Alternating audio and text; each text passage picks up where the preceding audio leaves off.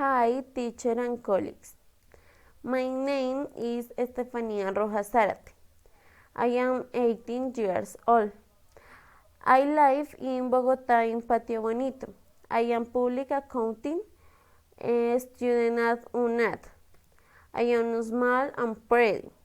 My hair is of brown and long. My eyes are brown with long eyelashes. I am thin.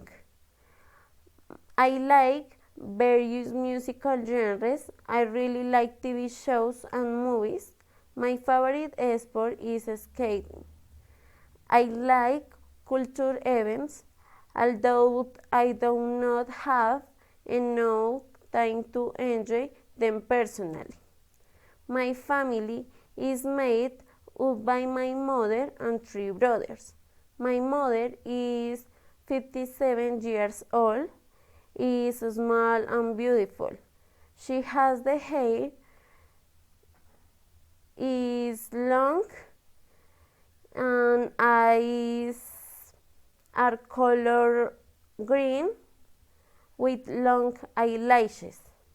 My older brother is 39 years old, is tall and is musician. My other 2 brothers are twins. They are 13 years old. They are stylists. Thanks.